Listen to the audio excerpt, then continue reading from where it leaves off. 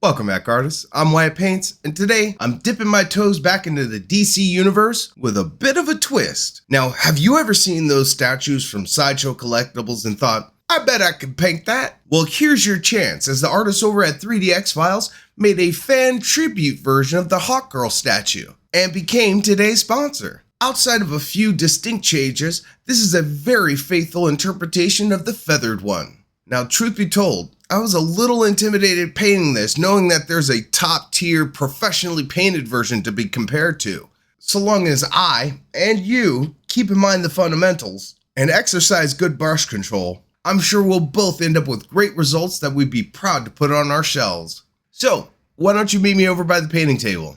I'm gonna grab my brushes. Let's get started. As per usual, I'm going to start with the base and work my way up. Here, we're presented with a fairly standard rocky base. While I would normally get out the grays for this, Hawkgirl's powers have Egyptian origins, so a brown desert base is going to be more appropriate. To base the rocks, dark flesh tone.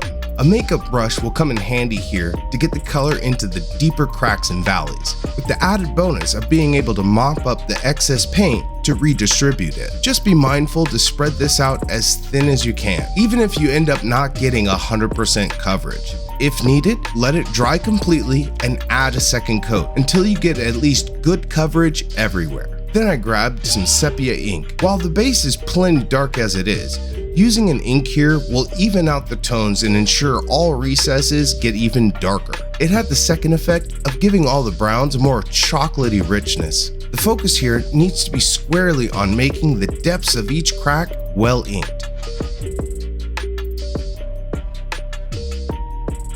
Now to highlight with dark earth. As the first highlight, I'm using a medium dry brush with my largest makeup brush. Using the bigger brush makes it easier to get even highlighting. If you're using a smaller brush, the Goldilocks zone of paint moisture will be much more narrow and can lead to having heavier spots and lighter spots. And the extra volume of the hairs on this brush also slows down the depositing of the paint over larger surfaces. This will let you ease up the highlight until you're happy with the look.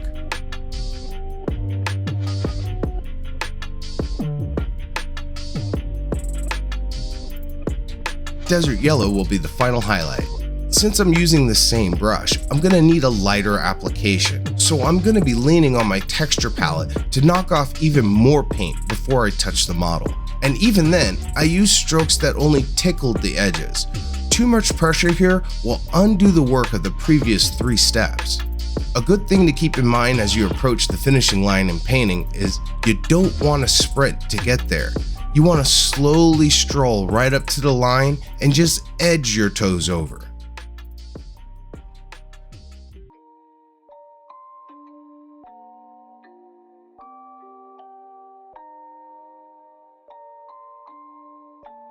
Working up the body, it's time for these feet, and I'm thinking a ruddy leather, starting with splattered crimson. I swapped over to the smaller brush and quickly laid down a base on both boots.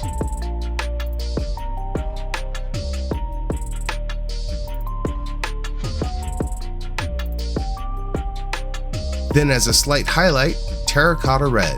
Here I used a medium dry brush to ease up some highlights. I want to keep them subtle here, as I want to go for a subdued palette. Since Hawkgirl is a collection of desaturated earth tones, heavy highlighting transitions or high contrast can end up looking awkward, while a softer, more subtle one tends to lend more to a lived-in and grounded feel to it. Next, hardened carapace. This was quickly swiped in for the soles of the boots.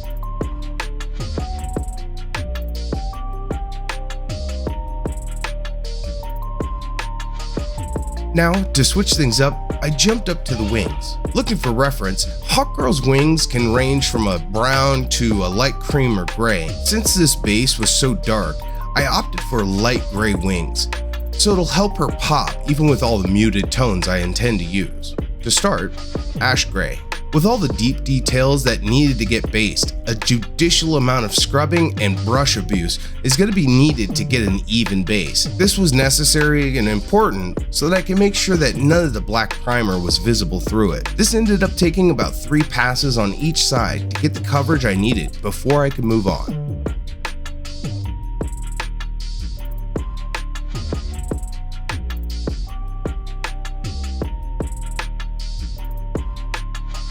Next up, spaceship exterior. I skipped any kind of wash and jumped straight to the highlight to keep the wings nice and bright, almost angelic. So a light dry brush with a large floofy brush is the order of the day. So long as you keep tight reins on how much paint is on your brush, this is a fast and painless way to edge highlight all of the feathers. Just be careful not to overdo it. You just want this to lightly kiss each feather. Time to switch gears again and look at the pants.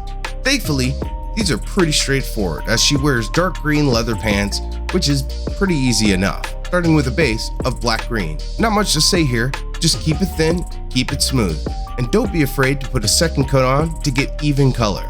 Because if you keep it thin and smooth, you can build up quite a few layers before you start losing details. So take your time and make sure you give Shayara's assets the attention they deserve.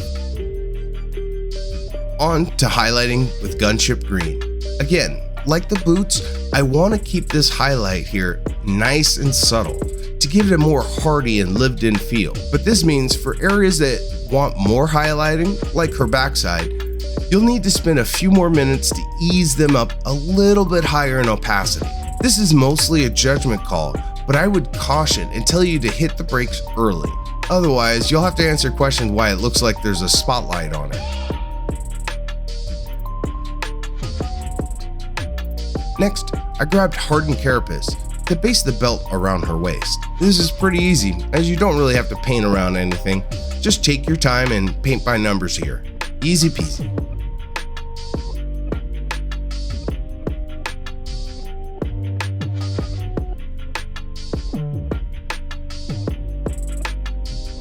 Next, for a bit of bling, 3D gold for the buckle and hardware.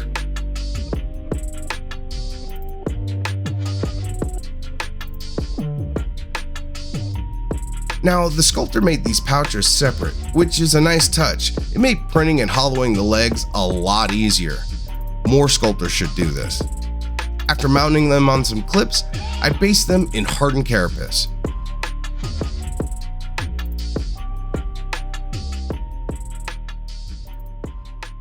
I followed that with a dry brush of terracotta for a dark red leather look.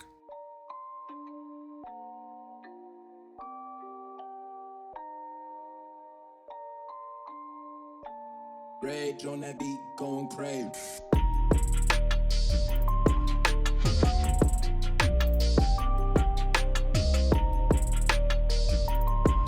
Then each got a dot of greedy gold for the buckle.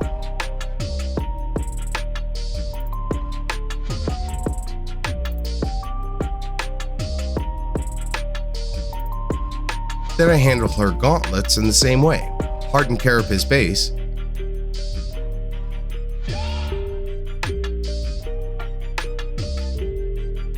terracotta dry brush highlight,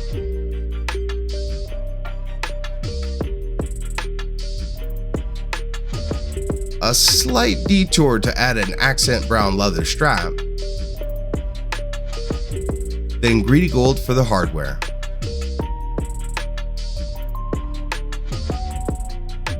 Then they were looking good.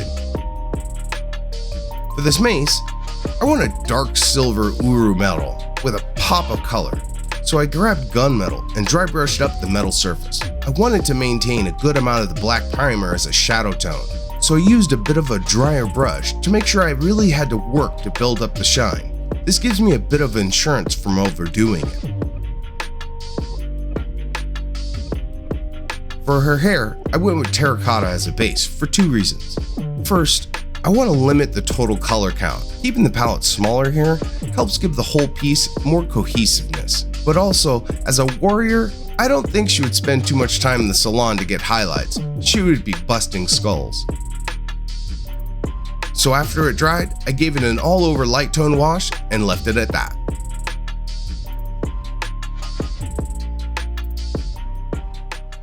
Before I move on to the skin, I'd like to take a second to thank my subscribers over on Patreon. This month, thanks to your support, I was able to pick up a case of one of my new favorite sexy Noods. If you would like to join the painting pantheon, be sure to check out the link below. You can even join for free to get a few sneak peeks of what I'm working on next. I also want to extend a special thank you to 3DXFiles, our sponsor for today's video. They provided today's model, and I gotta say, pretty good job.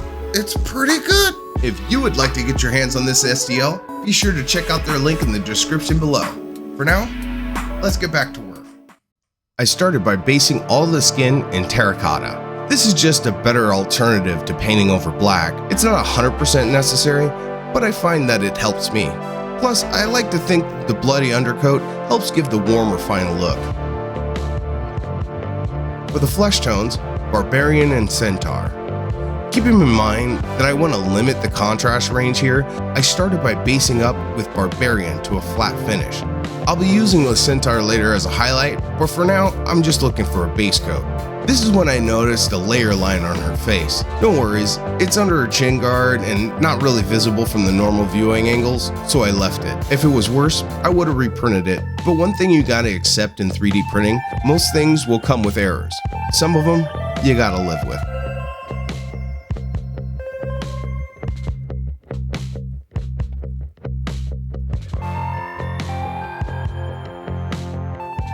While the skin fully dried, I moved on to her top, and for the yellow portion, I chose Blonde Shadow.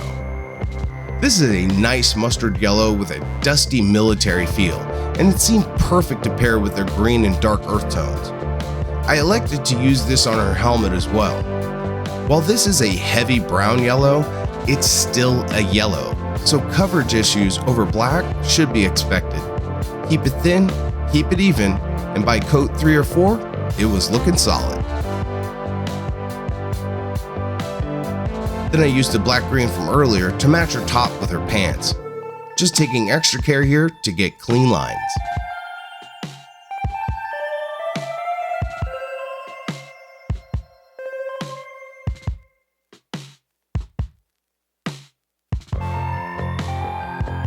Next, I jumped up to the face to take care of the mouth, starting with basing in terracotta. Then mixing in a bit of pale flesh to pink up the tongue.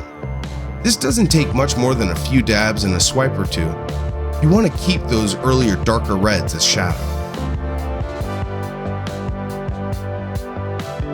Then with the tiniest brush and the sharpest tip, I dotted in the teeth. With a steady hand and practice, this will happen pretty fast. After blocking in the eyes with Spaceship, I blacked out the front of the mask with flat black. This way I can edge in the black and define the eye shape. Finally, it was time to go back and mix in a bit of Centaur with the Barbarian flesh to add light highlights to all the skin, making sure to maintain the light angle.